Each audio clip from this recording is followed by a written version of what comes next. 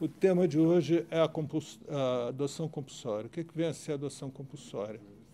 Quando adentra numa maternidade pública uma mulher em estado de parto e o seu corpo médico, o enfermeiro, identifica que ela tem aparência de usuária compulsiva de droga.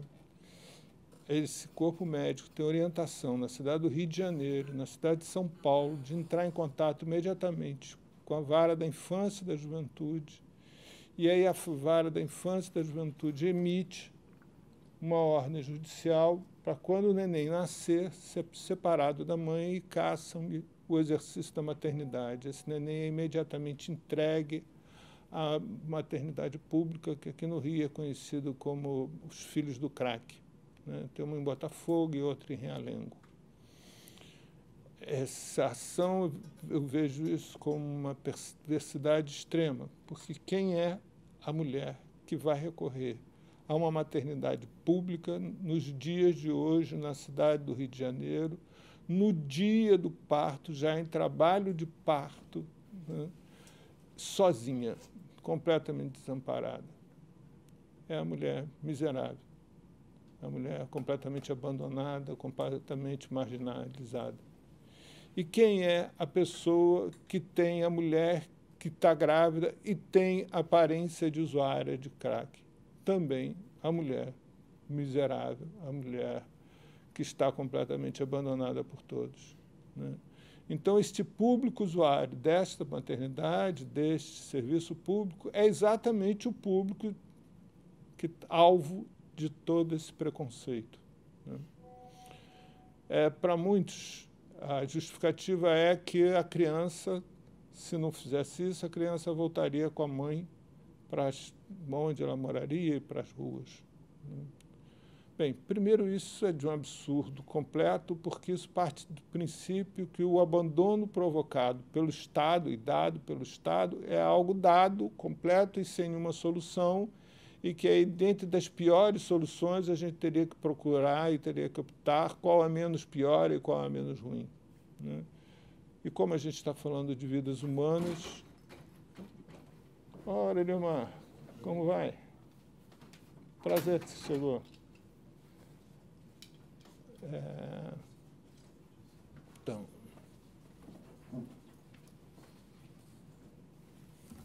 2 minutos só.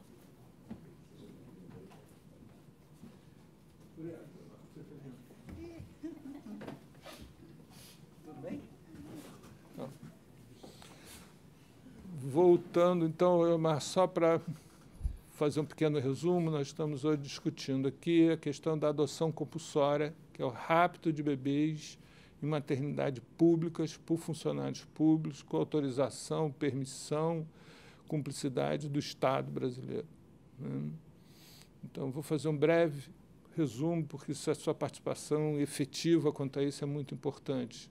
Existe um acordo do Poder Judiciário com os trabalhadores da área de saúde, de maternidade, que quando uma mulher chegar a uma maternidade pública para parir, com aparência de usuárias de drogas, esse corpo médico deve entrar em contato com a juíza, e aí a juíza já emite um mandato de segurança para que essa mulher seja destituída do seu maternidade. Né?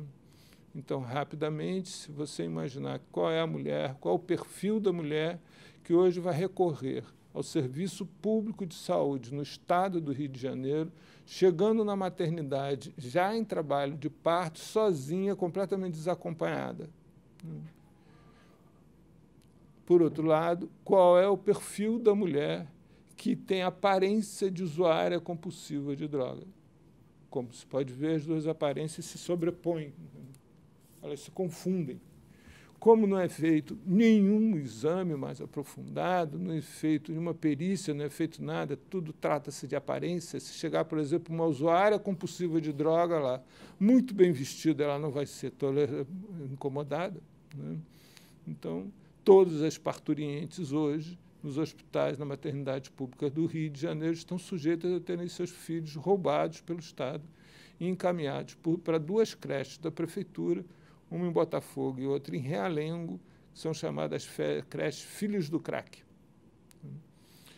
Isso, aparentemente, e para alguns, isso é alegado como uma solução, porque, fora isso, seria as mães saírem dos seus partos, se encaminhando de volta para os seus lugares de origem, né? A rua, as cracolândias, etc., pensando, imaginando que todas elas são moradores de rua ou de cracolândia e usuárias compulsivas de droga. Mas aí acontecem algumas coisas que essa ação demonstra que só agrava, não resolve problema algum, né? Em primeiro lugar, quando a criança é separada da mãe já no parto, toda a história da criança é separada dela. Ela fica sem história. E se essa criança tivesse sido efetivamente gerada por uma mulher usuária compulsiva de drogas, ela vai precisar de atenção o resto da vida para saber se ela teve alguma sequela, o que é impossível, porque não lhe é dado o direito de ter história. Essa criança fica sem história, né? Por outro lado, a mãe lhe é negado o direito de ela dizer não quero ser mãe e fazer um aborto ainda, né? Porque a maioria dessas mães que chegam à maternidade para parir, já ao final da gravidez, são crianças. As adultas, normalmente, elas provocam aborto. Então, as crianças, elas são, com frequências, estupradas na sua casa, engravidam e, por causa disso, são expulsas de casa e viram moradoras de rua. E, para não serem abusadas por integrantes do poder público, dando nome polícia, elas se reúnem, se juntam em locais onde estão protegidas. Qual é o lugar que ela está protegida da polícia? Junto ao traficante de droga. Porque onde tem o tráfico de droga, a polícia não vai lá incomodá-las, surrá-las, escurrá-las e tudo mais, né? Como ela está lá, sem ter o que comer, ela acaba usuária de crack. Então, essa mesma criança que é condenada por ter sido abusada sexualmente em casa por seus familiares, é expulsa de casa, é condenada a viver na rua, porque agora ela, sem responsável, ela não tem como estudar, porque a lei carioca, a lei, né, só permite que ela estude se tiver um responsável. Como ela não tem responsável, ela não tem como estudar. Como ela tem menos de 16 anos, ela também não tem como trabalhar. E grávida, menos ainda. Então, é uma situação de completo abandono, né? O que só resta para ela a droga. Não tem nada diferente a fazer a não ser consumir droga, né? Que é o que faz esquecer o mundo real e cria um mundo qualquer. Bem, as decorrências disso algumas mães, com medo de terem seus filhos roubados, estão optando em parir no lugar onde vivem, na Cracolândia, nas ruas, o que está gerando aumento de mortalidade delas e dos bebês no pós-parto, né? Então, a criança, primeiro, ficou sem a possibilidade de ter os cuidados que necessitaria ter ao longo da vida. A mãe fica sem a possibilidade de ter um parto como precisa ter e depois poder exercer a maternidade. Agora, a família adotante, ela fica sem saber a história de quem está adotando. Portanto, também ele tem furtado a possibilidade de tratar dessa criança sem os devidos cuidados. E a família extensiva lhe é roubado o direito de cuidar do seu ente, porque os juízes estão entendendo, a partir, sabe-se lá como e de quê e por quê, que como uma mãe não soube educar aquela filha que foi para a Cracolândia, grávida, parir na Cracolândia, como esta mulher saberia cuidar do neto? Não saberia. Então, ela não tem direito a cuidar dos netos. Então, não tem direito a família, não tem direito a estar com os netos. Eufrásia está chegando aí, daqui a pouco vai narrar casos hoje na justiça a esse respeito, né? Isso nasceu, desculpa, eu estou alongando demais, mas né, isso nasceu junto com o recolhimento compulsório pela mesma juíza Ivone Caetano e está se espalhando igual a fogo e mato seco pelo Brasil inteiro.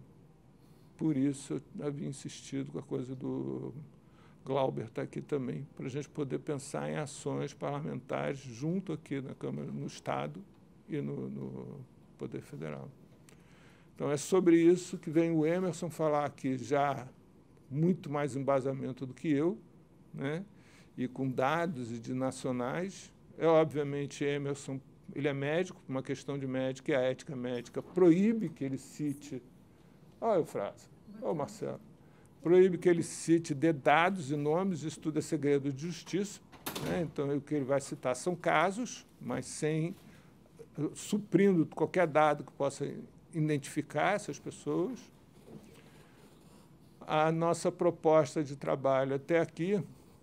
Vem, Eufrásio, sente-se aqui, Eufrásio, você tem sempre todo... Pode vir aqui, Eufrásio, sente-se aqui, você vem embelezar aqui o centro. É? Mas, então, o Emerson vem falar dos casos dele nacionais, né? Só repetindo que o Eufrásio está chegando, ele vai falar de situações e não de pessoas, né? De tal maneira que não possam ser identificadas. Mas pronto.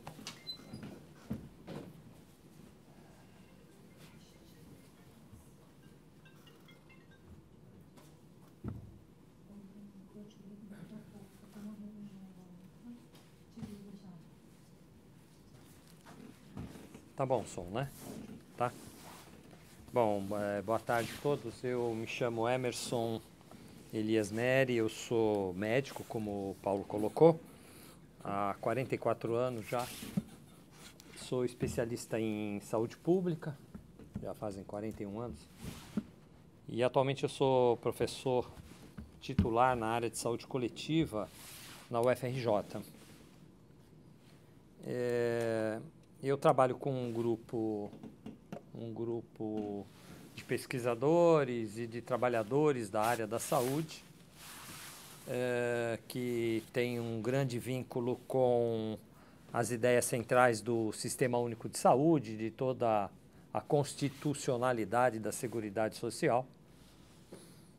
E dentre algumas dos estudos que nós fizemos, há 4 anos a gente vem desenvolvendo uma investigação nacional que envolve praticamente o território nacional inteiro.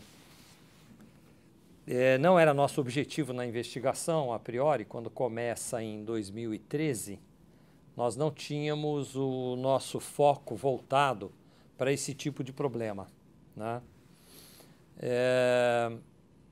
Na realidade, como nós tínhamos um foco central que basicamente procurava responder uma pergunta do nosso interesse de investigação, que era se no cotidiano da vida, das práticas de cuidado no campo da saúde, as vidas valiam ou não igualmente a pena no país, ou seja, se a gente conseguia identificar nas práticas de cuidado cotidiano em vários tipos de problemas de saúde, processos discriminatórios ou, ao contrário, né, estratégias que consideravam qualquer cidadão de direito e, como tal, ele seria atendido da melhor forma possível, nós montamos uma investigação que permitiria a gente trazer isso para a tona. Essa investigação já finalizou, ela tem uma publicação extensa. A gente soltou 2 livros só sobre alguns resultados, agora em março. Mas, numa certa altura da nossa investigação, a gente esbarrou com um problema que a gente não tinha tomado como questão, que é um problema que intensamente é vivenciado no Sudeste, mas a gente identifica no Sul também, em várias outras áreas do Brasil, não é só nessa região, no Oeste brasileiro também, no Norte do Brasil, em várias regiões do Nordeste brasileiro.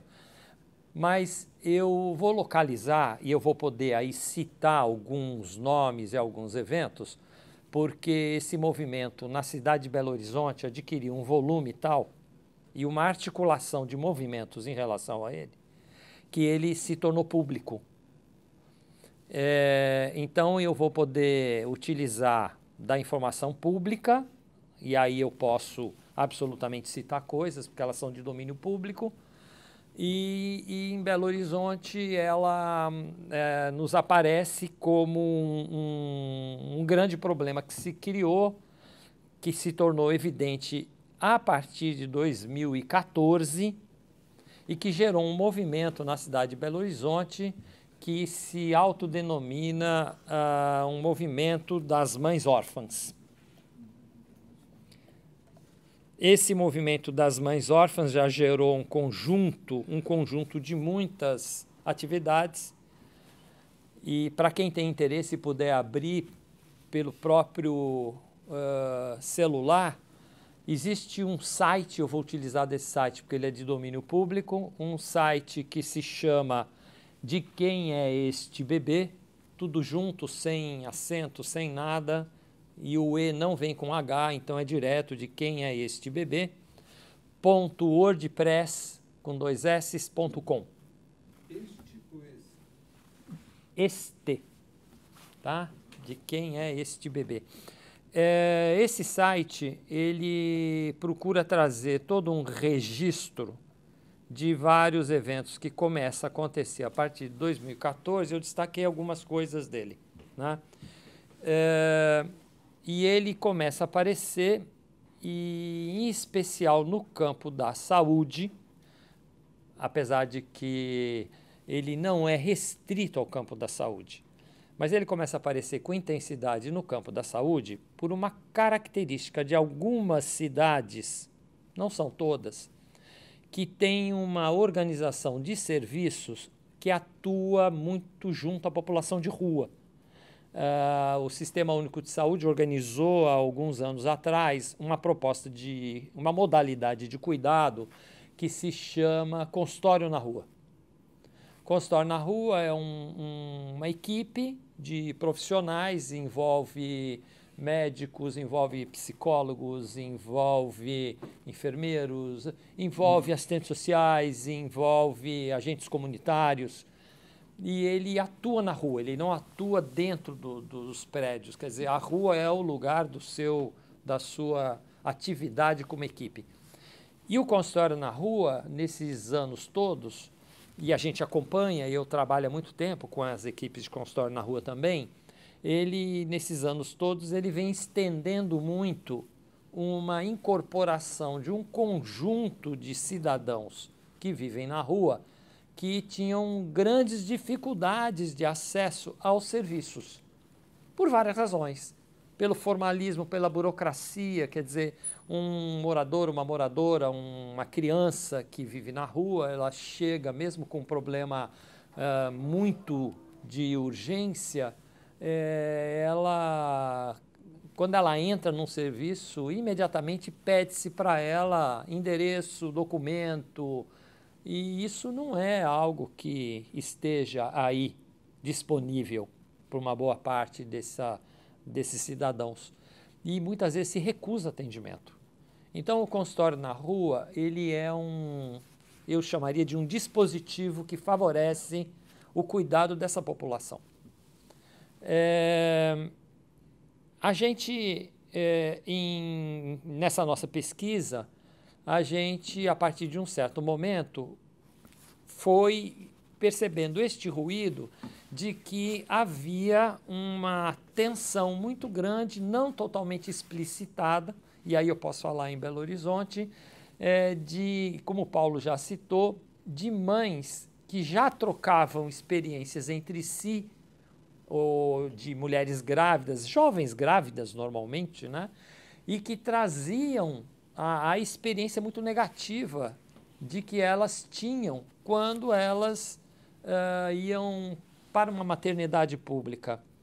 Por exemplo, das mais de 20 histórias que a gente já tem coletada em diferentes áreas, eu posso relatar uma história que aí não dou nome, não dou local, mas o testemunho de uma delas, isso vivido por mim junto com ela, de que ela, já com uma criança hoje que ela consegue estar convivendo, que tem 2 anos e pouco, ela relata que as 5 gravidezes delas anteriores tiveram um desfecho muito dramático, né? E ela fala evidentemente que meus bebês foram roubados, né? Essa ideia de que meus bebês foram roubados e esse último ela conseguiu armar toda uma possibilidade de ficar com essa criança, talvez pelas redes de apoio que foram se construindo nessa visibilidade nova desse processo. Mas até então, essa visibilidade não era muito nítida. Então, as mães já tinham experiência, mas isso não aparecia de uma maneira tão evidente, nem no campo da investigação. Em 2015, 14 e 15, há um grande ruído dentro da cidade de Belo Horizonte que envolve uma proposta de cuidado nas maternidades públicas no sentido da política de humanização do parto. Essa é uma política que tem dentro da área da saúde.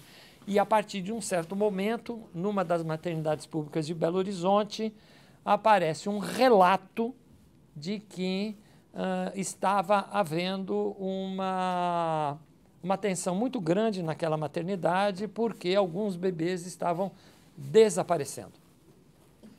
A gente procura, e é uma rede que faz isso, coletar várias informações sobre isso. Isso aqui vocês vão poder ler nesse site, né?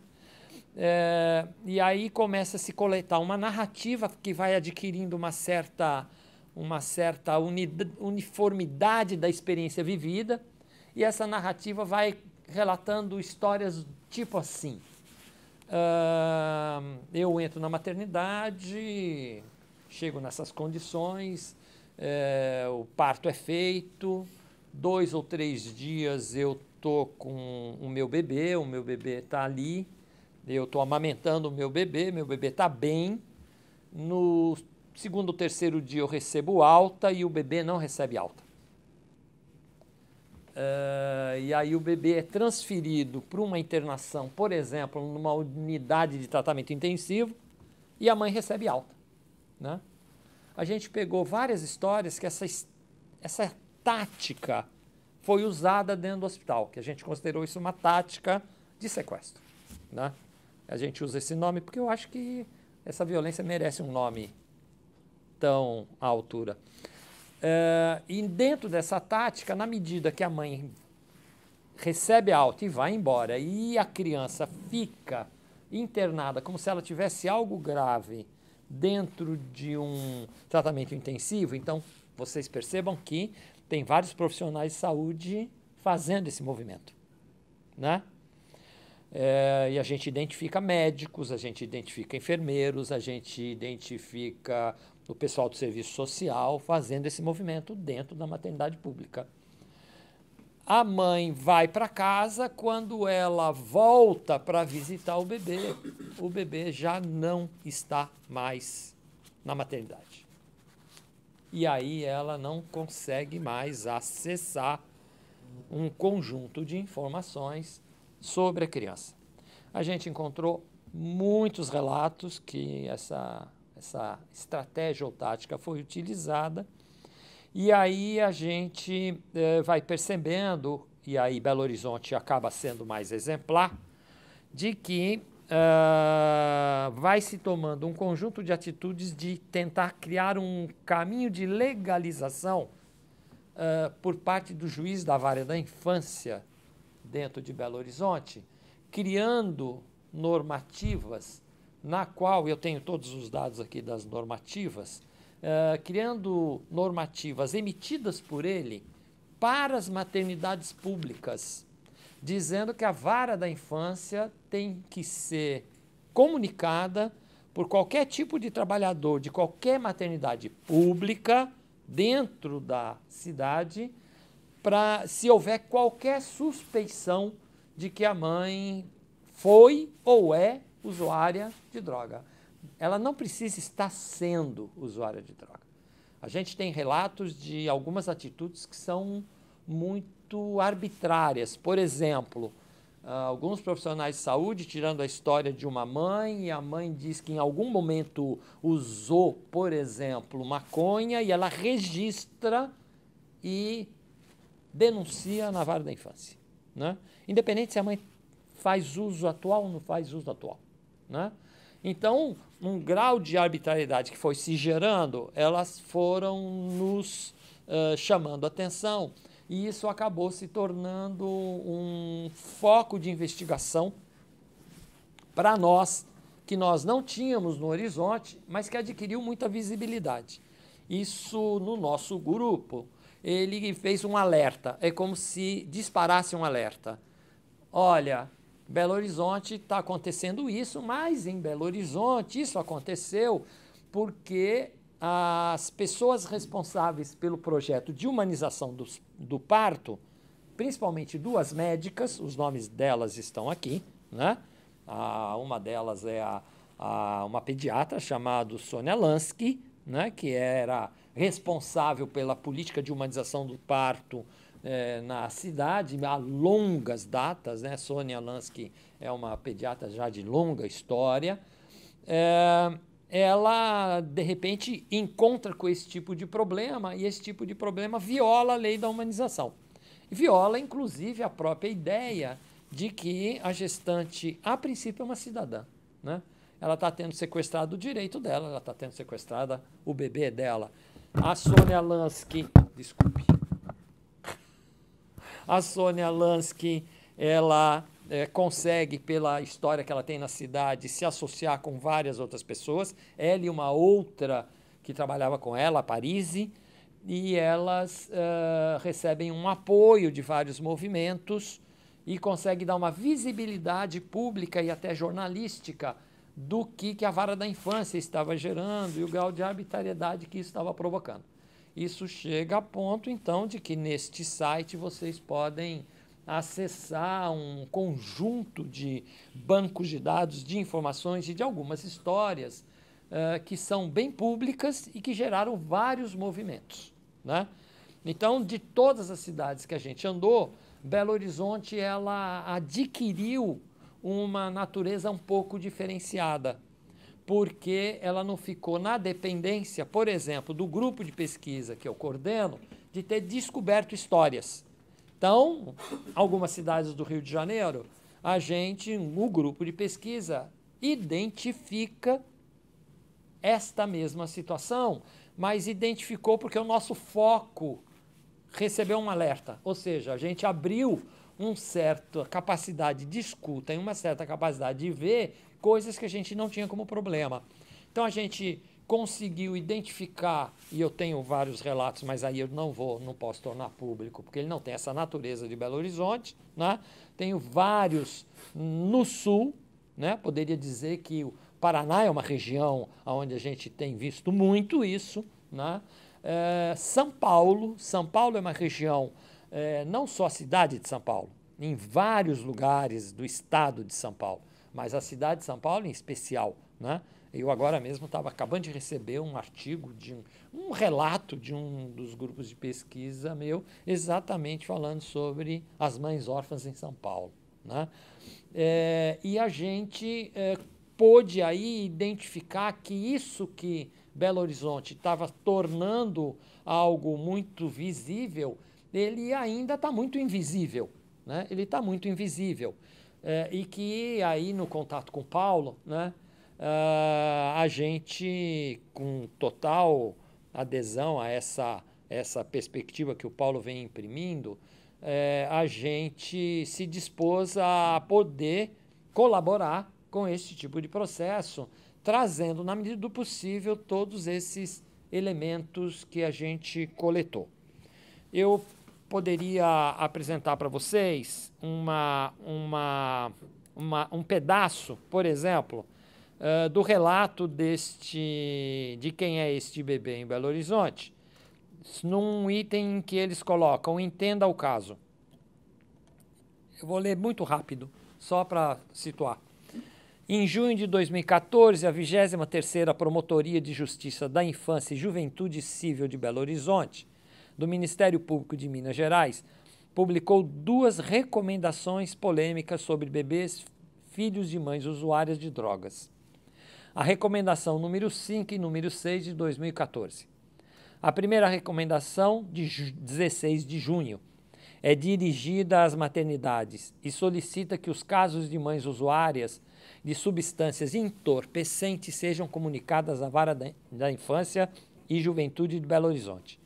A segunda, datada de 6 de agosto, é dirigida às unidades básicas de saúde e recomenda que sejam comunicados à Vara os casos de gestantes usuárias de droga, o que amplia enormemente a gravidade da situação, não é? Porque, de uma certa forma, ele, ao jogar para o território, porque aí há uma diferença entre cuidar na maternidade e cuidar no território da vida.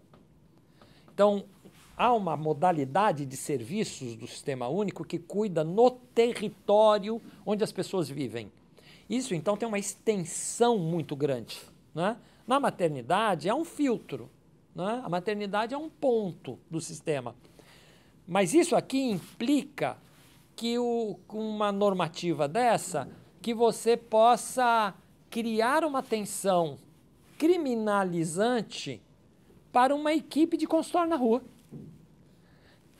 Que, por sinal, o seu objeto é exatamente essa população. Ou seja, torna um paradoxo a prática de cuidado dessa modalidade de cuidado. Ela exatamente tenta ampliar a oferta de cuidado para uma população de alta vulnerabilidade, e uma recomendação dessa coloca que um dos efeitos da vulnerabilidade tem que ser denunciado, quando na realidade esse é o objeto do cuidado, né? Então é uma recomendação que, para nós do campo da saúde, ela é esdrúxula, né? Porque ela faz uma interferência na própria capacidade de oferta de cuidado para quem pode experimentar outras formas de viver.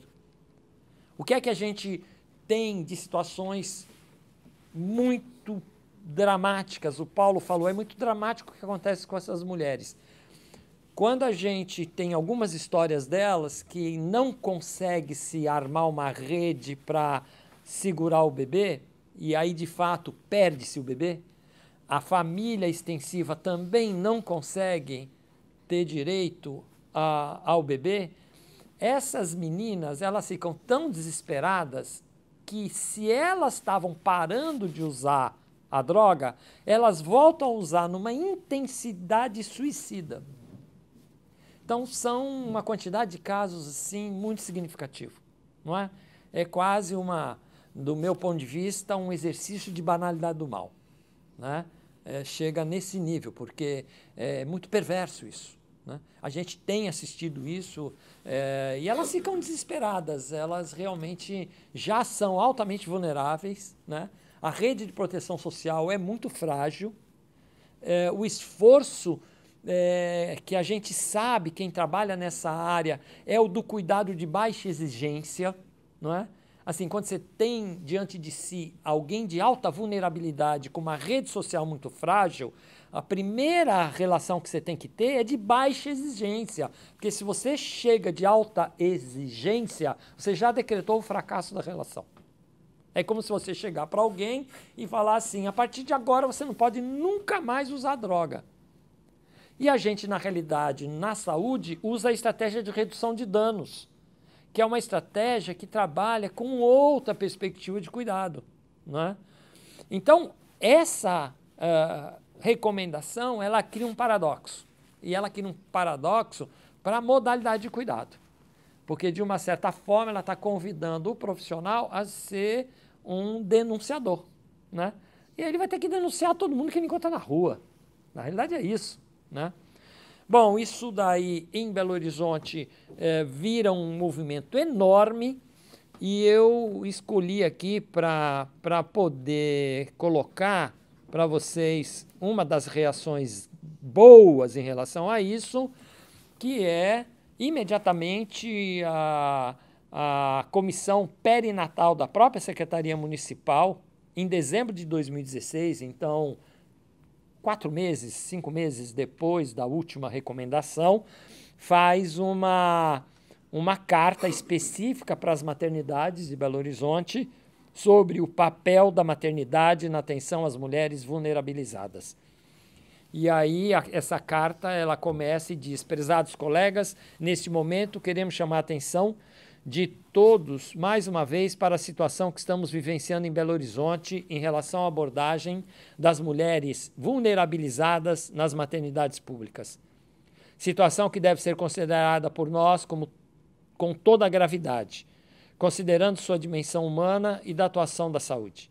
Desde 14, são várias situações com abordagem que vêm sendo questionadas com ações extremadas de separação de mães e bebês.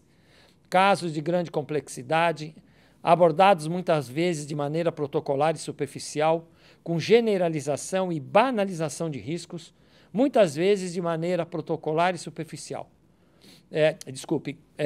Com banalização de risco, antecipação de julgamento sem a necessária correspondência concreta com fatos que realmente caracterizam grave risco para a criança, com abuso, negligência e maus tratos. Há que haver provas e não apenas convicções ou suposições antecipadas de risco para justificar atos extremos como a separação de uma mãe e bebê. E aí vem toda a carta manifestação, que vai virando uma indicação para dar respaldo para as equipes, né? Na nossa investigação, a gente percebe que há uma tensão dentro das equipes de saúde. Você tem, assim como você tem médicos, você tem psicólogos, você tem pediatras que estão reconhecendo que essas mães, antes de tudo, são cidadãs e merecem, como tais, serem tratadas, né? E que merecem uma rede de proteção social para dar suporte para que elas possam desenvolver a maternidade delas. Existem outros profissionais de saúde que, como o próprio juiz da vara da infância de Belo Horizonte, que entende que essas mães são vidas que não valem a pena, que elas não merecem ser mães e que elas não sabem ser mães, o que não encontra respaldo nas vidas de várias que a gente conhece, não é? Ao contrário, a gente tem histórias de várias que negam de uma maneira explícita os argumentos que têm sido usados para esse roubo de crianças, né? E a gente considera que seria fundamental que a gente pudesse construir uma rede interinstitucional, intersetorial, não só da sociedade civil, mas essencialmente dos próprios componentes do aparelho do Estado, que pudesse produzir o máximo de visibilidade a esse tipo de processo. Se a gente não der visibilidade suficiente a esse tipo de processo, a gente não vai conseguir criar minimamente, do ponto de vista ético, um certo constrangimento ao que se está fazendo, né?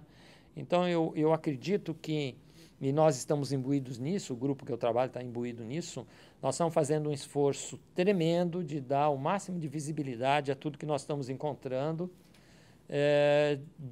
respeitando todo o fôlego que essas próprias pessoas têm de poder colocar a sua vida como uma vida exemplar nesse processo de luta. Então, a gente não se advoga representante deles, eu não falo em nome deles, eles falam em nome próprio, não é? E a gente tem que tomar o devido cuidado o tempo inteiro, junto com eles, das construções do desejo deles de se articularem nessa luta, né? Lá em Belo Horizonte, a gente já conseguiu uma construção de um espaço, não só o meu grupo, é uma rede enorme, né? A gente meio que vem junto com eles, né? Um espaço onde várias dessas mulheres já se apresentam, né? Levam seus bebês já conquistados, do ponto de vista, alguns, nesta luta, né? E isso tem sido fundamental. Só que a gente acha que é muito pouco Belo Horizonte, pelo que a gente anda encontrando, né? É muito pouco. Nesse último mês, a gente conseguiu, inclusive, que esse próprio juiz que emitiu essas recomendações em 2014 mandou recolher as recomendações mês passado, né? Mas isso é pouco e também pode não significar nada. Ele pode simplesmente estar gerando daqui a pouco uma outra normativa, né? A gente tem ficado muito vulnerável. E eu acho que a gente precisa construir mesmo esse coletivo necessário de visibilização desse processo, de dar o máximo de fala possível a essas pessoas que colocam suas vidas em disponibilidade para que outras vidas possam também, né, serem protegidas. E eu acho que nós estamos bem no comecinho disso, e acho que isso não pode se frustrar, né? Eu acho que a gente tem que ter a dignidade de sustentar isso que a gente tem testemunhado, custe o que custar, né? Porque não nos sobra outra alternativa. Então, eu estou bem à disposição de vocês para poder ampliar mais algumas coisas que a gente tem aqui e convido vocês, sim, a visitarem esse material de Belo Horizonte, que é o que mais tem de possibilidade nominal, né? Os outros a gente ainda está em total segredo de produção, os do Sul, os de São Paulo, alguns ainda do Rio, do Norte, a gente tem várias coisas já coletadas, região do Mato Grosso do Sul, e a gente aí está tratando delicadamente desse processo, porque nem todo processo tem uma rede de suporte, né? Nem todo processo faz uma audiência que nem essa, né? Então, obrigado, eu queria colocar isso e me coloco à disposição de vocês aí sobre qualquer eventual. Gostaria de fazer uma pergunta. Pode fazer, por favor. Eu queria saber se todo o conhecimento que vocês têm até agora, embora com todas essas limitações e dificuldades, quer dizer, existe alguma coisa feita no âmbito das legislações existentes? Tem alguma iniciativa, por exemplo? Eu acho que a próxima vai exatamente tratar dessa questão, é isso? Olha só, Marcos, eu estava esperando a gente esperar a frase, falar, a sua frase ela tem um pouco da complementariedade da fala do Emerson, que a frase vai falar exatamente sobre o aspecto legislativo. Uhum. E aí depois, o aspecto parlamentarismo, eu acho que é extremamente interessante, porque aí você vai ter muito trabalho a partir da demanda exatamente dele, você e teu partido como um todo. Vai ter muito trabalho enorme. Não, eu poderia te dizer que uma das coisas que foi uma aliança importante foi a Defensoria junto com esse movimento da saúde. Então, a Defensoria em Belo Horizonte, ela foi muito positiva, ela tem estado nas mesas, nos fóruns que a gente tem participado, eu tenho participado de alguns lá, né? A defensora tem se feito presente e tem sido muito efetiva, né? Então, isso tem sido uma proteção importante. E alguns deputados de Minas que participaram, né? Então, a rede em Minas foi muito extensiva. Se você olhar aqui, você vai ver. Tá? Obrigado. Paulo, não sei quem quiser tomar café, eu vou tomar então um cheirinho. Tem aqui também um representante do Glauber.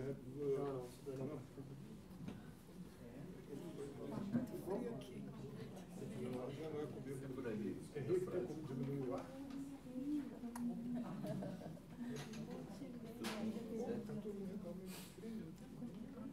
Por ali. Ah, desculpa. Vai ficar mais quente, viu? Tudo bem, doutor. Muito obrigado. Frio. Obrigado. Gente, está muito frio aqui. Boa tarde. Não estou nem me sentindo muita vontade de estar assim aqui nesse espaço aqui na frente, não. Acho que eu podia estar aí, a gente podia estar mais... Poderia ter sido talvez uma coisa mais circular, mas vamos lá, então. Meu nome é Eufrásia, sou defensora pública aqui do Estado do Rio de Janeiro, da Coordenadoria de Defesa dos Direitos da Criança e do Adolescente, e atualmente eu estou como subcoordenadora do Sistema Protetivo. Já conheço alguns aqui de longa data, de muitos trabalhos conjuntos, do Ciro, desde a época que era juiz da infância na Praça 11, onde eu também já trabalhei. E aqui no Rio de Janeiro também nós temos esse problema do afastamento das crianças, dos bebês, das mães, desde a maternidade, por alguma suspeita, enfim, de ser usuário de drogas. E a gente vem enfrentando essa questão. Até a semana passada a gente teve um resultado muito positivo aqui no tribunal, o julgamento de um agravo interposto pela colega da Defensoria Pública da Vara da Infância de Madureira, em que 2 bebês, 2 meninas gêmeas, recém-nascidas, foram encaminhadas da maternidade para a unidade de acolhimento, porque se alegava que a mãe seria usuária de drogas. A avó imediatamente procurou a Defensoria Pública. A Defensoria Pública entrou com ação de guarda para essa avó e, ainda assim, a juíza indeferiu a guarda, sem maior fundamento, supondo que, o argumento era que a avó não teria cuidado da filha, então não teria capacidade de cuidar das netas também. Uma suposição sem maior fundamentação. E, para a nossa satisfação, a Defensoria, a colega lá de Madureira, entrou com recurso no tribunal, com agravo. Nós temos lá na Coordenadoria de Defesa dos Direitos da Criança e do Adolescente uma equipe formada por apenas uma psicóloga e uma assistente social, mas que nos dão um suporte para essas questões.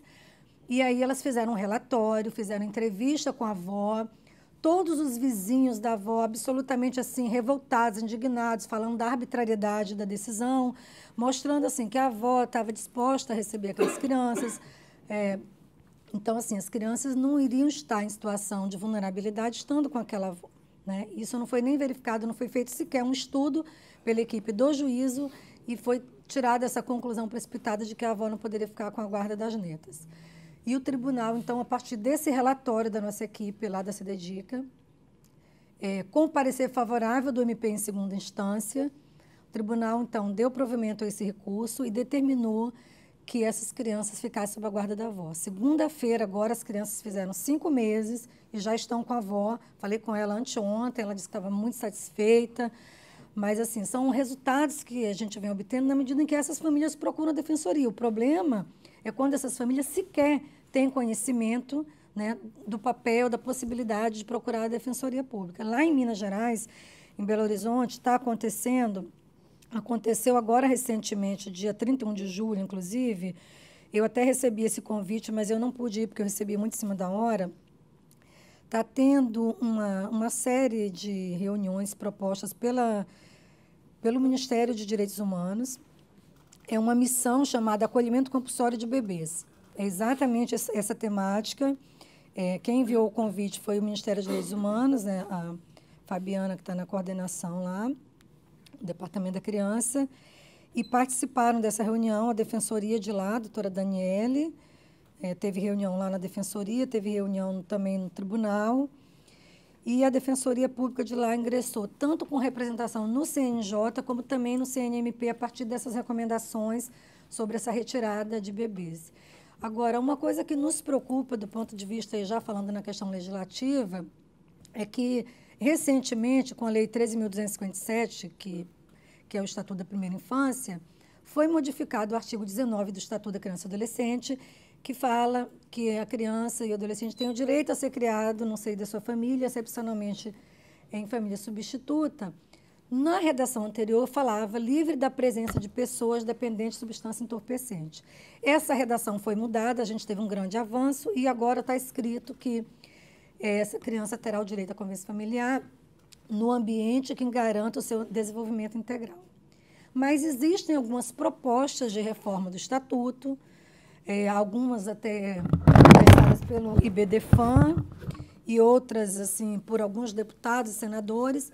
Tem uma do senador Aécio Neves, tem outra de outros deputados, e nós fizemos pela comissão nossa da infância, Comissão Especializada de Promoção e Defesa dos Direitos da Criança e Adolescente do CONDEG, que é o equivalente ao CNJ e CNMP, o Colégio Nacional de Defensores Públicos Gerais, e eu sou atualmente coordenadora dessa comissão nacional. Nós fizemos, foi aprovada na semana passada, na reunião do CONDEG, lá na Paraíba, uma nota técnica nossa para ser enviada tanto para a Câmara dos Deputados como para o Senado, contrário a essas propostas de mudança do estatuto, que, na verdade, vão ser propostas de retrocesso, né? Nós tivemos já um avanço de não se prever essa questão das pessoas usarem de substância entorpecente, porque nós sabemos, na prática, a quem vai ser destinada essa regra, né? Nós sabemos que são os nossos assistidos da Defensoria Pública, são as pessoas pobres, são as pessoas moradoras de determinados locais, não vai ser para qualquer mãe que esteja, eventualmente ou não, fazendo uso de substância entorpecente, né?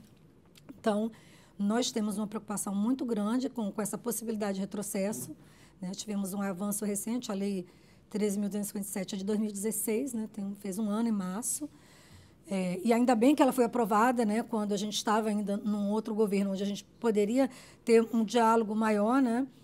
E agora acho que a gente está vivendo assim, um momento mais delicado dessa possibilidade de diálogo, mas ainda assim nós estamos fazendo nosso papel na nossa comissão especializada de promoção e defesa de direitos da criança e adolescente do CONDEG, com essa nota que já foi aprovada, questionando uma série de modificações.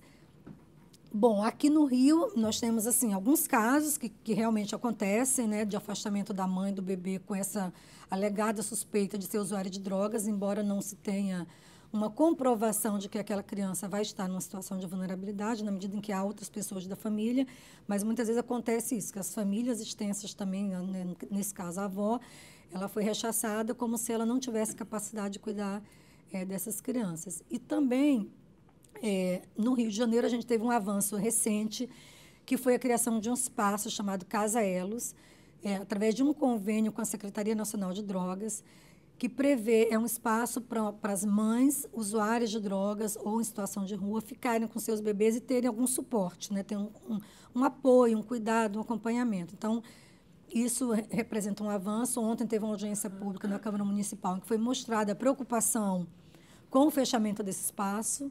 Parece que alguma vara da infância do local onde está situada está criando algumas dificuldades, enfim.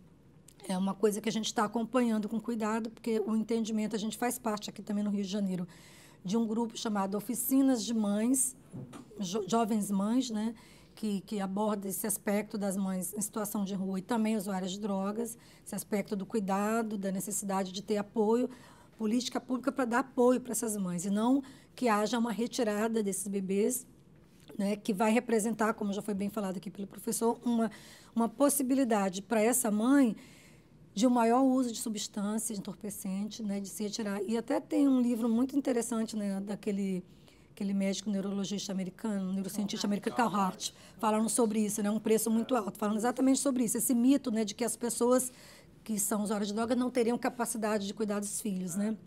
E acho que é importante a gente ter essa ótica, né, da necessidade do apoio e do cuidado, ao invés de se retirar essas crianças. E nós já tivemos, no passado, outras situações de mães, até adolescentes, com afastamento de bebê na maternidade de forma arbitrária, na época pela Vara da Infância de Ato Infracional, porque a mãe tinha um mandado de busca e apreensão por descumprir uma liberdade assistida, e essa mãe teve o bebê adolescente ainda, o bebê afastado dela nos primeiros dias, e depois é que ela conseguiu recuperar essa guarda. E quando nós começamos a acompanhar essa mãe na instituição de acolhimento, nós vimos toda uma fragilidade dela, pelo fato, inclusive, dela não ter referência familiar desde que ela nasceu, porque ela foi acolhida com 3 anos de idade.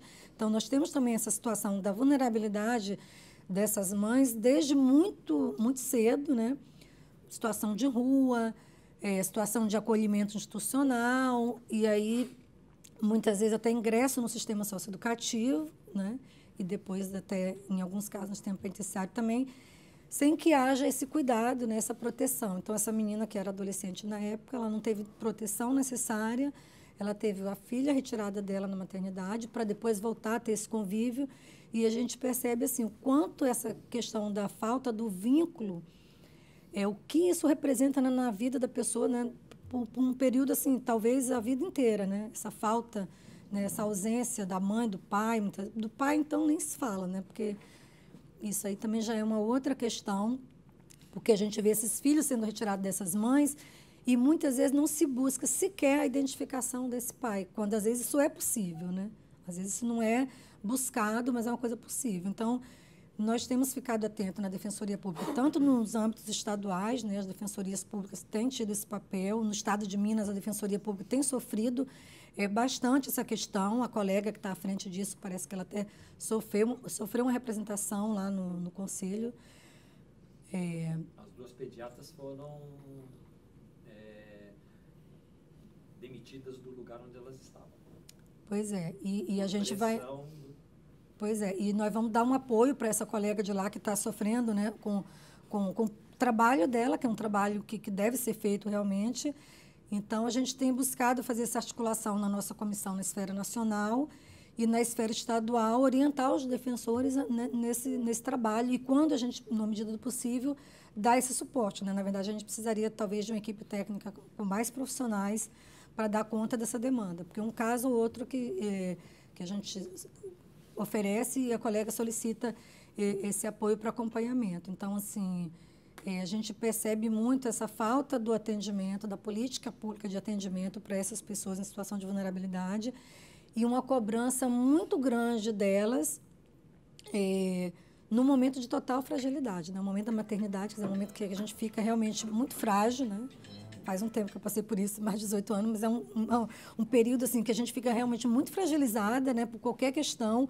Eu vou ter que trabalhar com 6 meses, meu filho estava com 6 meses, assim, eu vi o quanto isso era difícil. Então, assim, eu não consigo avaliar o que deve representar para uma pessoa ela ser afastada, né, daquele contato e o que isso também representa para essa criança, né?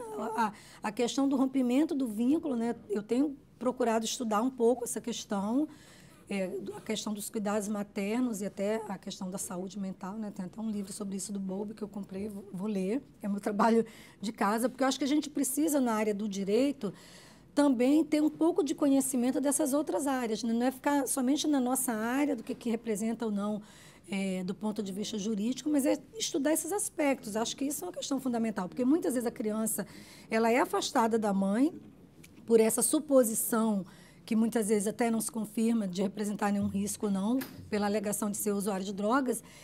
E muitas vezes essas crianças vão ficar institucionalizadas a vida inteira, como casos que a gente conhece, de pessoas que completam a maioridade em acolhimento, não conseguem retornar para a sua família e nem ser encaminhada para uma outra família. Então, a gente percebe o quanto isso tem de reflexo na vida da pessoa para sempre, né? Então, isso tem sido uma preocupação nossa, a garantia do direito da criança à convivência familiar e como está estabelecido na lei, no seio da família e, excepcionalmente, família substituta. Porque acho que a gente percebe também, nesses casos, uma inversão da prioridade legal, né? Em se buscar uma família substituta quando não foi esgotada a possibilidade. Isso também existem projetos nesse sentido, né? Quando a lei fala de esgotar da possibilidade de permanência na família natural. Então, querem mudar isso. Parece que a ideia realmente é tornar a adoção um caminho mais fácil, quando a gente sabe que é um caminho necessário, mas nem sempre é o único caminho. E a questão do afastamento da criança da família natural não necessariamente vai implicar no encaminhamento dela à família substituta. Eu acompanho vários casos de pessoas que estão agora completando 18 anos, sem ter a convivência familiar, ficaram institucionalizadas a vida inteira, sem ter encaminhamento de família substituta. Outras pessoas que foram separadas dos irmãos, que os irmãos mais novos foram para adoção internacional, e as mais velhas vão ficando e se questionando, né, por que elas ficaram para trás. Então, assim, eu acho que a gente precisa realmente reunir esses esforços para garantir, principalmente a essas crianças, esse direito à convivência e às mães esse suporte, né, de cuidado para essa... E a gente teve aqui no Rio casos, por exemplo, em 2011, de adolescentes que foram levados para o chamado, né, acolhimento compulsório, que não era acolhimento, né, internação forçada, arbitrariamente contrária ao que está previsto na Lei de Saúde Mental, né, que prevê como medida excepcional, né, que depende do laudo médico. Nós tivemos casos de meninos assim que foram encaminhados para essas instituições de atendimento por ser usuário de drogas. E agora, recentemente, a notícia que a gente tem da mãe é que esse menino, ano passado, já adulto, né, já tinha completado a maioridade, foi preso, junto com outros 2, por um fato sem maior gravidade, e ele estava no presídio quando teve uma bronquite e morreu por causa de bronquite. Então, assim, são situações que vão acontecendo violações atrás de violações e que a gente não percebe esse cuidado. Quer dizer, esse menino que foi internado forçadamente anos atrás, ele não teve, em consequência disso, nenhuma proteção, nenhum cuidado. Depois, a mãe também precisava de atendimento, de acompanhamento. E aí acaba acontecendo situação como essa, né? De a gente receber a notícia de que morreu de uma forma assim, de uma doença, coisa que tem acontecido muito aqui no sistema penitenciário, né? Eu comentei com um colega da coordenação criminal, e ele falou que isso tem sido, infelizmente, uma coisa muito comum, ocorrer morte no sistema prisional decorrente de doenças, né, tratáveis, né? Tuberculose e outras coisas, né? Então, realmente a Defensoria Pública tem tido essa preocupação e a gente fica à disposição, então, para manter esse diálogo, que eu acho que é muito proveitoso para todos. Obrigada.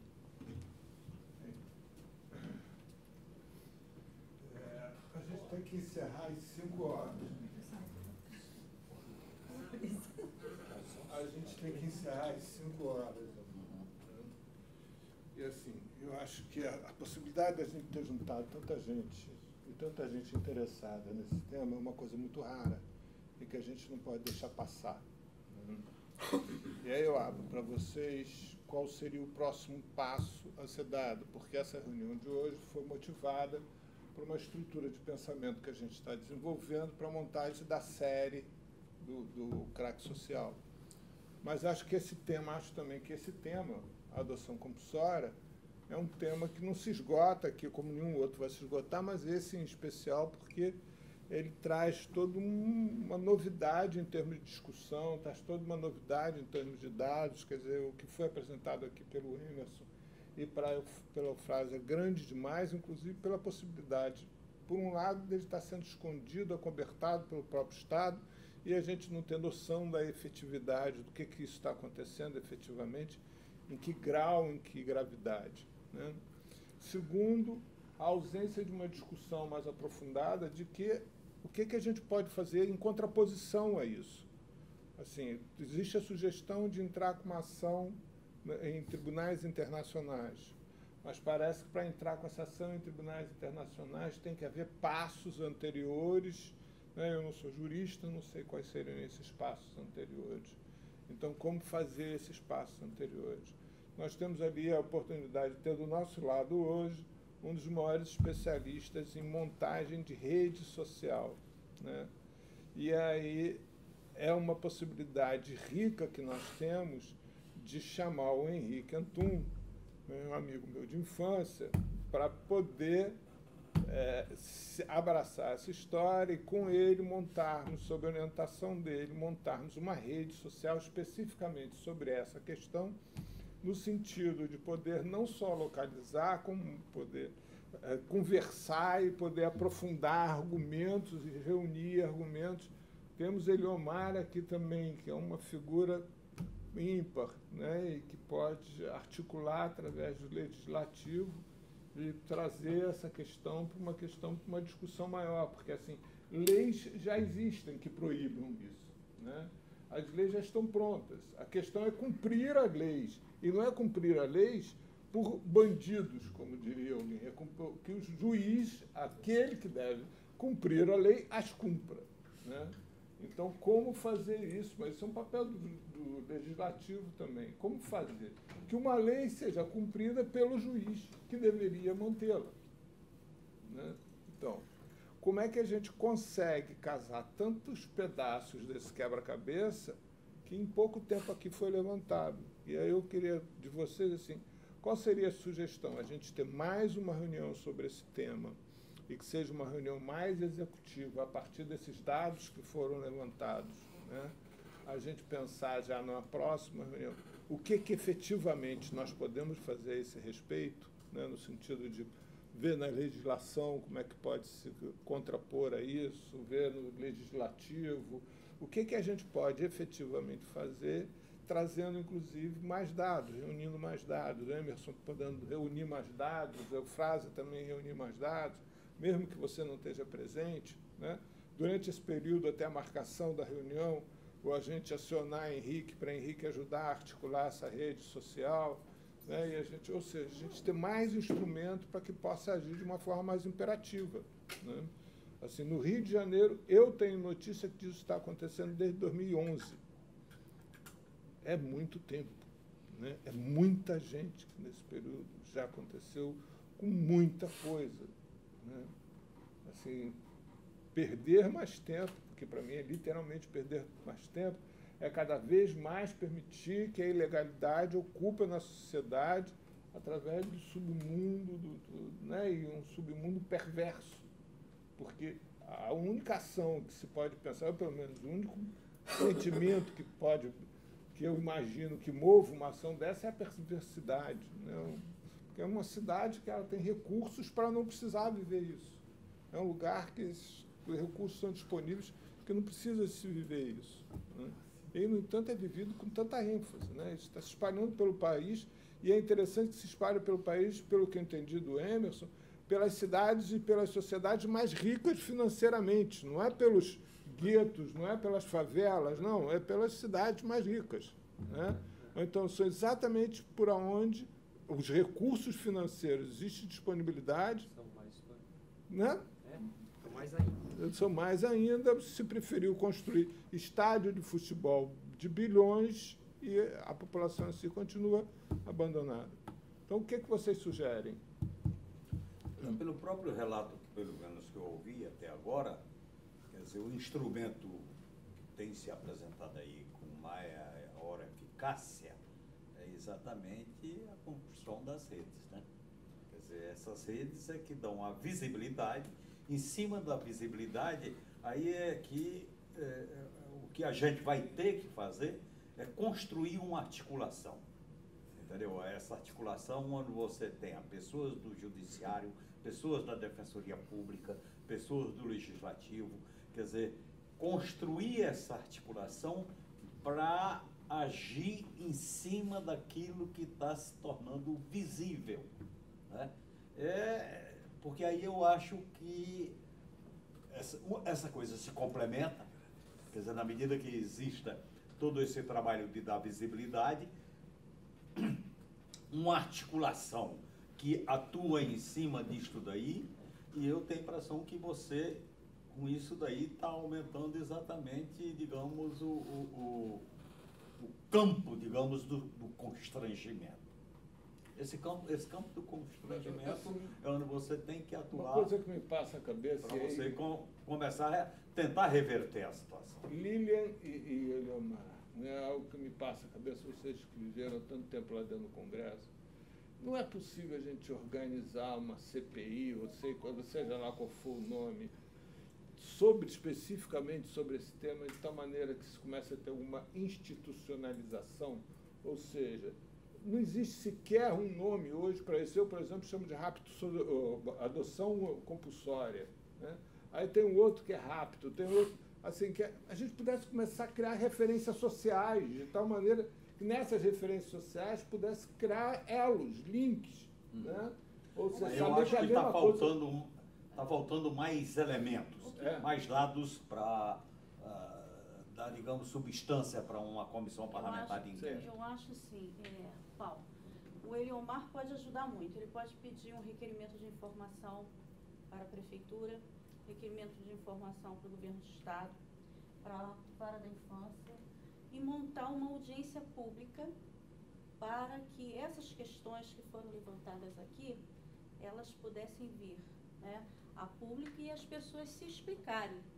Inclusive até a juíza lá de Madureira também, ela veio para pedir um requerimento, que ela citou, né, a doutora, o que aconteceu lá em Madureira, pediu um requerimento de informação. Tendo essas informações, a gente começa já a construir um corpo, através da audiência pública.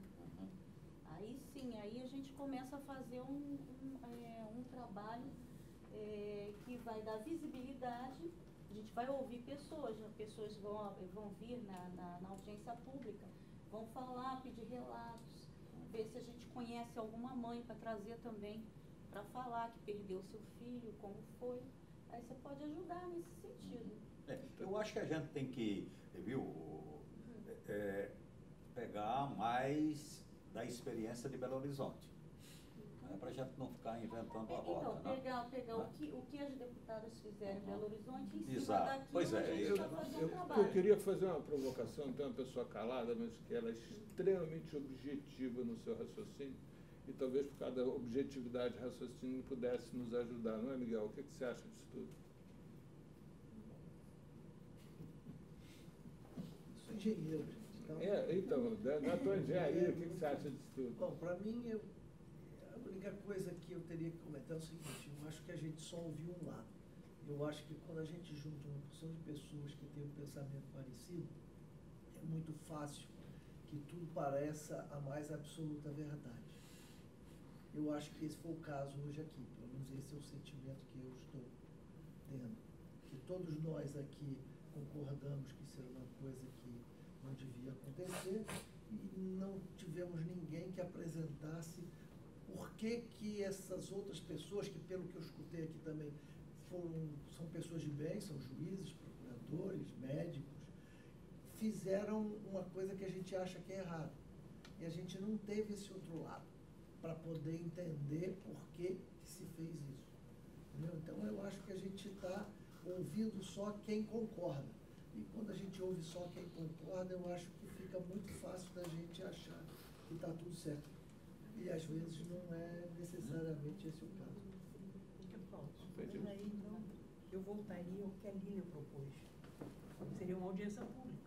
Porque nessa audiência pública nós teríamos os dois lados. Eu achei que Ouviríamos foi muito interessante dentro de uma a ideia. audiência. Ainda mais que, como ela mesmo citou, a gente solicitaria a explicação das pessoas que agiram pelo outro lado. Aí a gente vai entender por que elas acham que aquilo é.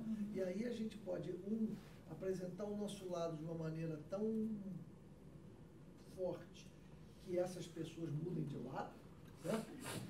Ou entender o outro lado. Começar a entender que não é só assim ou só assado. E você, Emerson? Você Não, eu queria primeiro contrapor um pouco a ideia dele. Uhum. Eu acho que Belo Horizonte fez isso. Belo Horizonte não é um lugar que só escutou um lado. Não é? Na realidade, o debate envolveu defesas disso, contraposições daquilo, para não ficar na ideia de uma certa banalidade do consenso. Né? Porque eu acho que não é essa a ideia, não há uma banalidade do consenso. E o fato de Belo Horizonte ter esse grau de visibilidade é porque eles acumularam com essa possibilidade. Né? E aí eu acho que isso é interessante, sim, que a gente possa, de uma certa maneira, criar um movimento em que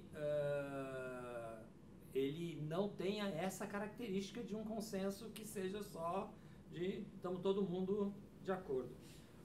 E que a gente possa escutar os argumentos que, do meu ponto de vista, são banais, porque eu escutei, né? Ou os laudos que autorizam e que são mais banais ainda, e como a Eufrásia disse, são argumentos desse tipo mesmo. A avó não pode ficar com a criança porque não soube cuidar da filha. Esse é um argumento absurdo, que ele tenha efeito jurídico. É um absurdo, mas de todo jeito é bom que uma pessoa dessa venha em audiência pública e faça uma defesa desse laudo dela, né? Então, acho que em Belo Horizonte isso aconteceu, né? E acho que isso enriquece o processo. Agora, a segunda coisa que eu acho é que se a gente tiver a oportunidade de tentar criar uma rede social que consiga dar uma certa segurança para vários outros lugares se apresentarem no processo, não é? Eu acho que a gente cria um outro processo também tão fundamental além desse, que eu acho que eu concordo com ele, que é a possibilidade da gente criar, através de uma rede, que os vários lugares onde estão acontecendo possam se sentir um pouco mais seguros de poderem se apresentar, né? Porque o tema em Belo Horizonte, por que ele se apresentou? Porque a tensão ficou tão grande que parte do Ministério Público pediu a cabeça das pediatras, para o governo local. E o governo local deu a cabeça das pediatras. E isso criou uma grande revolta em vários setores, né? Porque são pessoas que tinham 20 e tantos anos de trabalho numa área muito nobre, da humanização, do parto e tal, com grande conquista dentro de Belo Horizonte. Então, acho que ali chegou um ponto em que as pessoas se explicitaram, né? Eu acho que a gente pode, sim, não só ficar em Belo Horizonte, mas tentar dar visibilidade do que tem em São Paulo. A gente interior tem do Paraná, o Santa que tem interior do Catarina. Paraná, o que tem em Campo Grande, o que tem em Santa Catarina, o que tem... E que as pessoas sintam que a rede pode dar o suporte para isso.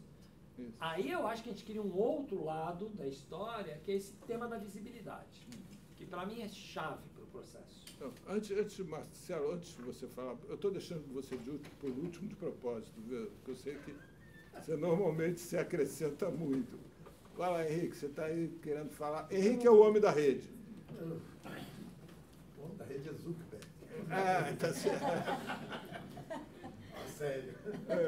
Mas, não, eu queria só, quando o Miguel estava falando, antes dele falar, me ocorreu aqui pensar como trabalhar essa estratégia, porque, na verdade, você tem, após os anos 80, onde se conseguiu, de alguma maneira, criar uma visão positiva da possibilidade de superar o problema do menor pobre, né, do menor em situação de periferia, etc., né, através do Brizola, né, e de todo o esforço dele, pensando a ideia de uma rede de escolas, as crianças nas escolas, etc. A falência disso ocasionou, e a resistência a isso, né, porque há uma resistência a isso, não adianta pensar o espaço neutro do esclarecimento, né? Você não convence o outro lado do espectro, você pode conquistar esse espectro intermediário que ora se inclina para cá, ora se inclina para lá. Né? Você não vai converter o outro lado do espectro. O outro lado do espectro tem determinações muito claras, né? E, inclusive, determinações fundadas em certos conhecimentos de aparência científica, mas que são, no fundo, preconceituosos. Né? Hoje é consenso. Educar pobre é jogar dinheiro fora, porque se ele pudesse ser educado, era rico.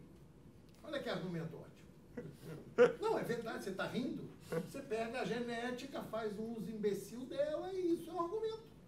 Para que jogar dinheiro fora com quem não pode?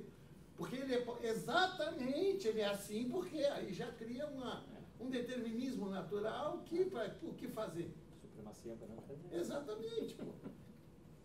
No caso não é supremacia branca, é supremacia plutocrática. Isso, né? isso, eu estou dizendo, mas é assim. Mas você tem argumentos desse tipo, né? Que pegam gente que nem é racista, nem é idiota a esse ponto, mas que trabalham dentro de certas coisas e cria, via imprensa, via mídia, um certo consenso, que é um caso de polícia, que só a polícia pode, né? Que o ideal seria isolar, seria circunscrever, seria... E que, portanto, eu não tenho o que fazer aí, nessa zona, porque antes se tinha a ideia de que a educação ou o trabalho poderia promover essa população. Hoje se tem a ideia que não.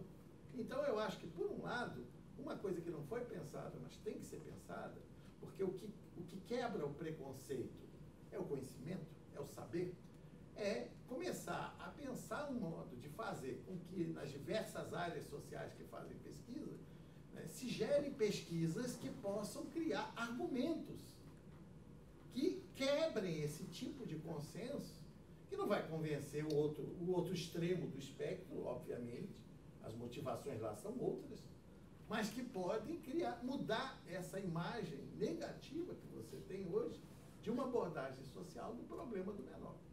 Né? Trabalhando com várias coisas, aí tem várias frentes, por exemplo, pegar eu conheço isso porque eu participei disso, toda a delinquência juvenil de classe média rica, por exemplo. Porque só se fala na delinquência juvenil dos pobres. Quem não conhece as gangues do Rio dos anos 60? Quem não conhece... Hoje a coisa é escabrosa. Em certas escolas, os alunos estão armados e puxam a arma, porque meu pai, porque minha mãe, porque meu tio. Porque a classe média rica está cheia de advogados, embargadores, juízes, e, portanto, ela está de antemão inocentada. Faça ela o que fizer. Então, eu acho que tem que se pensar uma estratégia aí de pesquisa, de produção de conhecimento que mude esse tipo de mentalidade. Ou seja, a universidade é uma área que tem que ser operada para fazer uma rede funcionar. E você, Marcelo? Eu acho importante a audiência pública. Acho que é um caminho importante, mas que a gente precisa começar. Acho que tem alguma coisa para fazer antes, talvez um outro encontro desse. Porque acho que tem muita coisa aqui acumulada aí. Você falou de 2011, eu sou assistente social da prefeitura. Em 2008, eu recebi a primeira ligação de uma assistente social de uma maternidade perguntando sobre uma pessoa em situação de uma grávida, em situação de rua, que tinha acabado de parir. E eu atendia ela e aquela criança ia ser adotada. Eu falei, não, peraí, a gente conhece ela vai ter que 2008? cuidar. 2008. Caralho. Mas isso talvez por tanto tempo, né, que isso vem acontecendo, e talvez já banalizando a ponto de, por exemplo, agora, agosto, esse mês agora, eu trabalho no CREAS, a gente teve 3 situações de famílias em situação de rua pedindo abrigamento, e aí a equipe do abrigo de famílias e da central de triagem dizendo assim, para casos diferentes, a gente está brigando com isso lá dentro agora, não, peraí, mas essa família, esse pai, no caso concreto, o pai é problemático, ele está em situação de rua, ele já teve aqui abrigado, ele usa droga, ele não pode ficar com os filhos. Mas assim, ele tinha passado por um abrigo, ele tinha voltado para casa, ele agora estava com os filhos, teve um outro problema, foi para a rua e foi pedir abrigo, pedir ajuda para ele com os filhos. E aí, não, ele não pode mais ficar com os filhos. Ele não foi recolhido na rua, ele foi pedir ajuda, porque ele perdeu a casa, ele precisava de um abrigo. Aí a equipe lá do abrigo, não, a gente pode acolher as crianças e pode acolher ele num abrigo separado. Mas peraí, ele tem um poder familiar. Quem decide isso, se fosse o caso, era o juiz. Você junta todo mundo lá no abrigo, se você acha que esse pai não tem condições de cuidar da criança, manda o juiz resolver isso. Agora, você não pode, simplesmente, você já de antemão começar a separar. Né? E o que aconteceu? O pai saiu correndo para a rua e foi com as crianças embora. Falou, vou perder meus filhos aqui. E aí eu acho que um outro dado importante que eu queria chamar a atenção, por isso eu acho que vale a pena um outro encontro desse, assim, existe já há pelo menos uns 2 anos, eu nunca participei dessa reunião, mas eu fui convidado, não tive chance de ir, mas existe já se reunindo há pelo menos uns 2 anos, assistentes sociais de conselhos tutelares, de maternidades, equipes de maternidades, se reunindo com o Ministério Público para discutir essas situações. Comissão da Maternidade, toda última quinta-feira do mês, a partir das 9h30 da manhã, no Ministério Público Estadual. Essa turma precisa ser confrontada, ouvida, então, a gente precisa, para que... Porque esse pessoal está nas maternidades, mandando as crianças embora para o Rio. Isso é o nome que citado critérios que eles frequente. estão definindo, né? Enfim, não posso falar muito, mas porque não sei, mas eu acho que é um precisa ser ouvido. Eles estabelecem, eu estive lá algumas vezes, eles já estabeleceram vários procedimentos. Aliás, já é dito, mais de uma vez eu já disse, eu não estou falando de brincadeira não, para não deixar teu cuidado, não deixar você ver, que senão você ia caçar, criar problema. Seu nome é dito literalmente, eu escutei dizer mais de uma vez. Se você visse, você ia criar problema. Assim, eu estou citando isso porque, assim, para mim, isso deixa absolutamente claro, evidente, que todos sabem que é ilegal. É isso que eu estou querendo me referir, entendeu? Sabe mesmo. Que todos sabem, ali dentro tem promotor, ali dentro tem opção de gente, e todos sabem que é absolutamente legal. Não é uma coisa assim. Agora, o que eu fico pensando aqui, escutando todos vocês, e aí, de novo, uma contra-sugestão, é o seguinte. Eu acho que tem 2 questões, que é uma ou 3, né? Como sempre, curto, médio e longo prazo. Porque se a gente for pensar num processo de convencimento das pessoas que estão praticando isso para mostrar o quanto é perverso, o quanto sei lá, o nome se queira dar, né? Fascista, isso para mim é uma coisa fascista, né? Fazer uma coisa dessa. Enquanto isso, continuará havendo, nesse momento, agora, exato, nesse momento, dentro de uma maternidade, pode estar acontecendo isso, né? Então, assim, e eu acho que todos têm a oportunidade de falar, de se expressar através das suas atitudes. Quem está praticando isso está praticando, isso é uma atitude, é uma fala, é uma expressão da pessoa, né? Assim, e é uma expressão que ela sabe que é ilegal, porque o Estado também já falou isso, o Legislativo também já falou isso, não é, Ciro? Eu estou falando besteira aqui, sentado aqui na mesa. Né? Já falou isso, tem um procedimento, assim, ou seja, quando se identifica que um progenitor, seja ele a mãe, ou seja ele o pai, não tem condição de estar com o filho, existe todo um procedimento, não existe para isso, para tirar a guarda do pai ou da mãe? Não é? O tio tem que cumprir essas e aquelas etapas. Nada disso é cumprido. Né? Isso é feito à revelia, porque uma pessoa acha que não olhou e viu que ela é usuária compulsiva de droga. Assim, eu conheço muito pouco, você, Emerson, conhece muito mais do que eu, mas até onde eu sei, para você estabelecer se uma pessoa é usuária compulsiva ou não de droga, tem um caminho que não é uma coisa pequena, né? Porque até você conseguir entender se ela é usuária compulsiva de drogas por uma questão anterior, ou se ela tem uma demência, ou qualquer questão dessa história, é um caminho longo, né? Então, assim, o que eu fico pensando é que existe uma demanda imediata já para a gente poder, de alguma forma, tentar criar obstáculos para que essa história continue acontecendo, né? Eu acho que tem, e aí vem duas propostas que eu não sei o que vocês acham. Que eu acho que a gente podia tentar juntar força, porque na medida que a gente junte força, a gente consegue espaço na mídia e trazer essa questão para cima da mesa, né? A gente podia pensar em dar um trabalho legal para o Henrique Antum, para ele pegar esse trabalho que já existe desse site, ver como é que a gente pode expandir a rede através desse site que você falou, né? Alimentar isso, de que maneira, entrando em contato com os mentores dele e tal, não sei o quê. E aí a gente trabalhar e o Henrique poder sugerir o que faz, o que deixa de fazer, porque eu não conheço nada do que ele conhece, né? Você poder pensar na coisa da audiência pública, lá na Câmara, e até chamar as pessoas que praticam isso, juiz, defensor, etc., promotor, tem um monte de gente. A gente pode até chamar o Ciro Darlan para sentar do outro lado da mesa e todo mundo ficar mudo. Foi o Ciro falando e todo mundo ficar mudo, né? E aí fazer essa audiência pública e casar, e junto com isso a gente fazer, depois da audiência pública, depois dessa ação, fazer uma nova reunião aqui, porque aí a gente já tem mais dados objetivos para ver como isso é decorrente, né? O que a gente pode fazer em decorrência disso. Eu acho totalmente válido a ideia da audiência pública. Eu acho que está faltando mais elementos. Quer dizer, está faltando a gente conhecer mais elementos. Quer dizer, de repente falar, olha, o pessoal que participa do Conselho Tutelar. Quer dizer, são coisas que eu estou ouvindo pela primeira vez uma opção de coisas aqui, entendeu? Quer dizer, então, significa que eu vejo que dá necessidade para a gente fazer uma audiência pública que tenha resultado positivo. Não vamos fazer uma audiência pública porque é importante fazer, não. Vamos fazer a audiência pública, mas você tendo, digamos, toda uma agenda, né, elaborada coletivamente, quer dizer, uma elaboração coletiva dessa agenda exatamente para você realizar a audiência pública. Entendeu, Margarida? Estava pedindo a palavra. Eufrásia lembrou muito bem. Desculpe, Ciro. Os juízes não comparecerão. Eles não comparecem. Mas ele vai comparecer. Os juízes. O pessoal do judiciário, ele não comparece.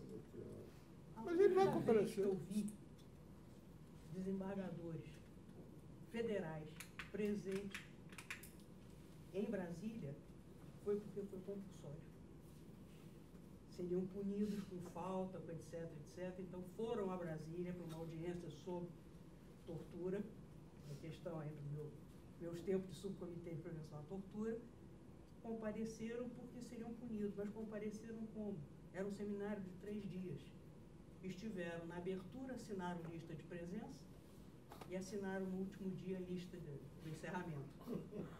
Quer dizer, os palestrantes falaram, nos primeiros 10 minutos para desembargadores do Brasil inteiro e nos outros dias para os parentes.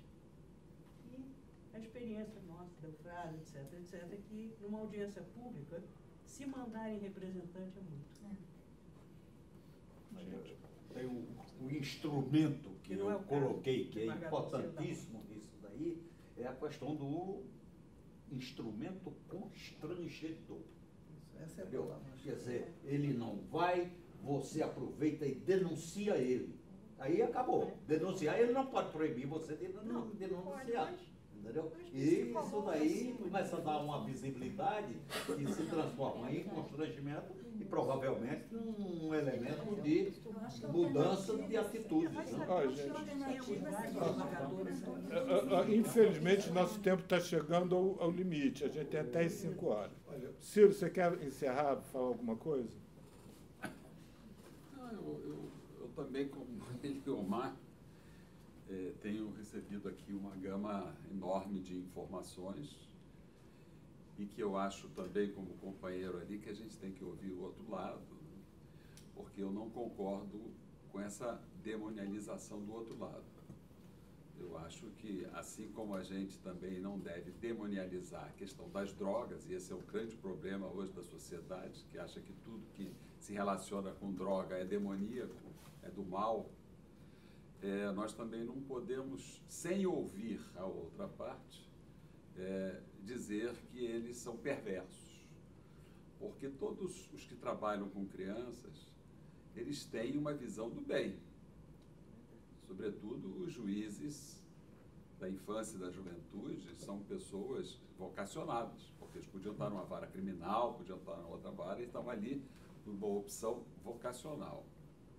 Eles podem estar equivocados, eles podem ter até uma postura, uma filosofia, uma doutrina equivocada, mas não são pessoas do mal. Por isso eu acho que é imprescindível ouvir as razões deles. E eu fiquei aqui, toda vez que falava em data, eu ficava preocupado, porque em 2004 eu saí da vara da infância e da juventude, nenhum fato anterior a 2004 foi aqui mencionado. Talvez por causa da prescrição. Mas com certeza eu cometi alguns atos dessa natureza com a melhor das boas intenções, né, no interesse superior da criança, que esse é o princípio maior. E se a gente não ouvir a fundamentação da outra parte, aliás, constitucionalmente, nenhum juiz decide sem fundamentação. Então tem que saber qual é a fundamentação que cada juiz dá para tomar uma decisão dessa natureza. O princípio que deve reger todas as relações, sejam administrativas, judiciárias ou legislativas, com relação à criança, é o princípio do interesse superior da criança. E isso não é uma coisa fácil de se julgar, nem de se decidir. Você dizer que essa criança está melhor com A do que com B, isso é uma decisão das mais difíceis que o juiz tem em todo momento. O juiz de família toma essa decisão toda hora. Há os desencontros, o desamor, e o juiz tem que decidir com quem a criança vai ficar melhor, com o pai ou com a mãe, ou com os dois, ou compartilhando, ou com nenhum dos dois. Isso é uma tarefa muito difícil. Aliás, a tarefa de julgar é muito difícil. Não é mais fácil julgar o julgador do que o julgador aplicar a lei. Então, eu sou completamente partidário dessa audiência pública. Eu não sei, Margarida, nesse momento nós estamos vivendo um bom momento, porque nós temos um corregedor da justiça muito sensível, que é o desembargador Cláudio Belo. Então, eu acho que ele deveria ser convidado, certamente ele irá, bem motivado e convidado por uma audiência pública dessa, ele irá, e ao ouvir, porque ele não deve saber nada disso, do que aqui nós falamos, ele até fará uma recomendação aos juízes para que compareçam.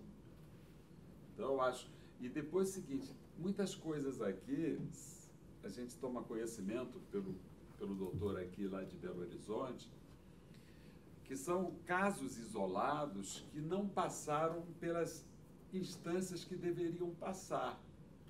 Porque toda decisão judicial, a nossa querida defensora pública aqui mostrou, tem recurso. Então, não é uma decisão individual de um juiz que vai decidir a vida de uma criança. Recorra-se ao tribunal, ela conseguiu modificar uma decisão de um juiz. Então, cada caso deve ser levado a todas as instâncias. E todas as instâncias, inclusive aos tribunais superiores. Não há uma decisão de um juiz mau, porque ele é mau, que possa prevalecer num sistema judiciário como o nosso. Pode, a não ser que toda a cadeia seja má. Quer dizer, o juiz, os 3 desembargadores, os ministros. Né? Então, isso é um pouco de preconceito também. A gente tem que isolar esse preconceito, porque é com preconceito que estão tratando essas mães.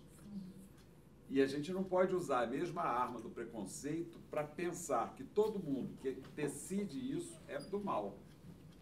Então, a melhor maneira é essa mesmo de contrapor, de ouvir todos, né? E saber por que agem assim, qual é o fundamento, qual é a razão. E, numa democracia, a audiência pública é um ato altamente democrático em que as pessoas têm que se colocar. E, como disse o Eliomar, quem não se colocar vai sofrer um constrangimento.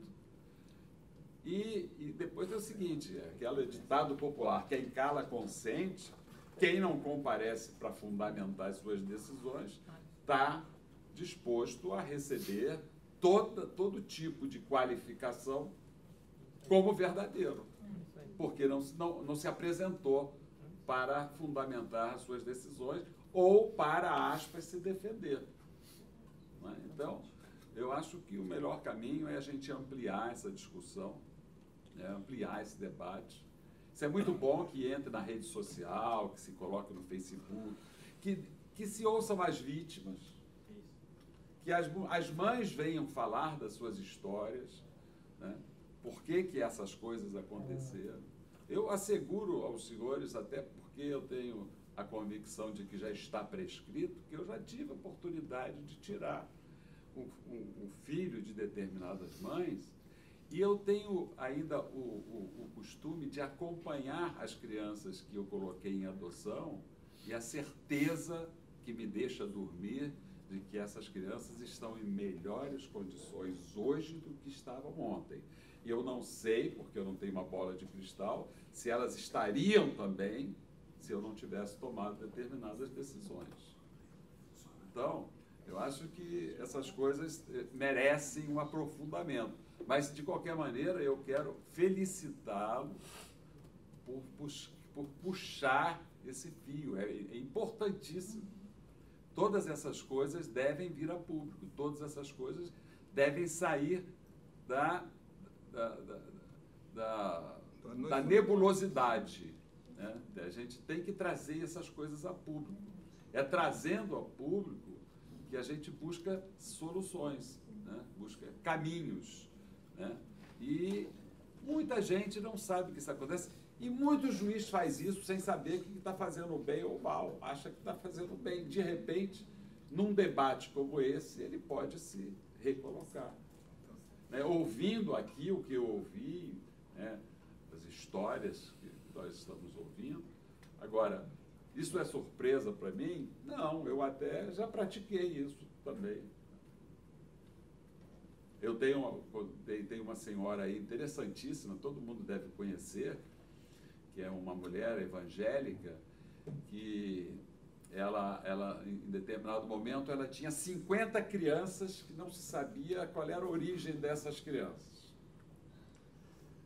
E eu persegui essa mulher porque ela estava sequestrando todas as crianças do mundo para ser a grande mãezona de todas essas crianças.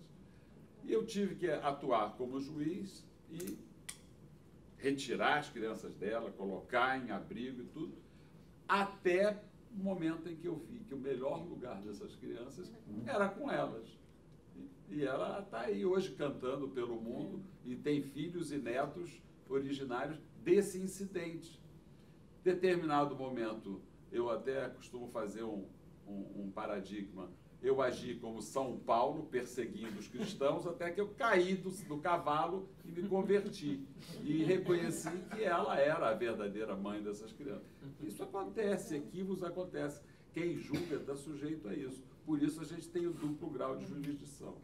Mas, olha, parabéns, achei que foi muito proveitoso hoje. A gente deve repetir, trazer mais atores disso aí.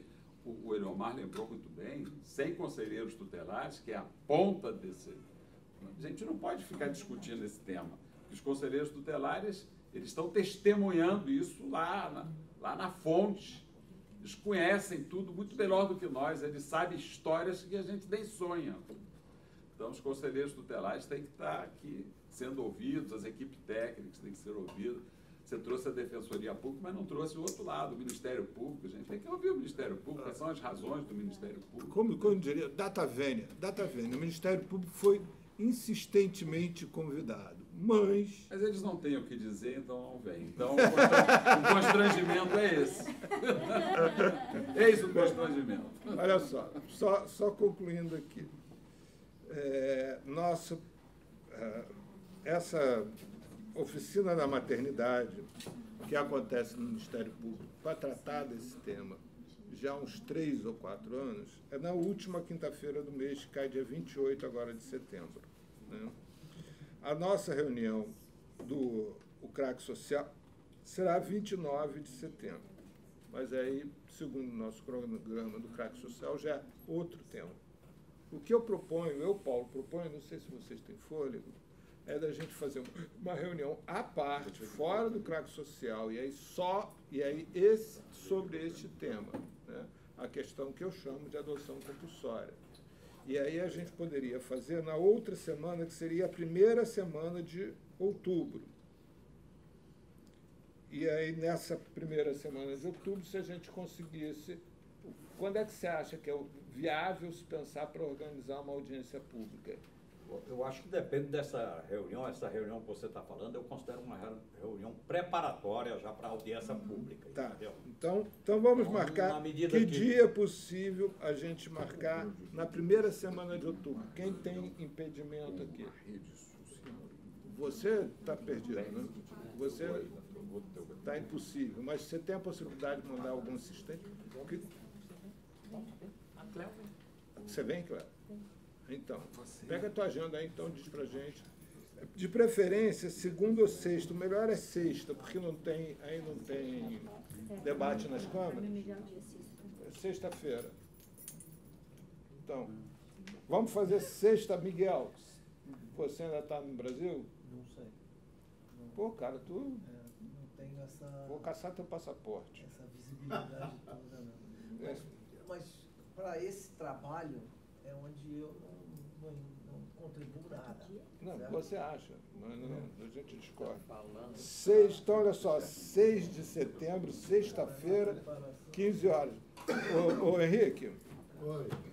até 6 de setembro você conseguiu estudar a página deles, da mãe, e fazer um 6 de outubro, você está falando. 6 de outubro. 6 de outubro, é. Você falou que eu vou votar, né? Porque eu estou no Congresso. Não, é setembro.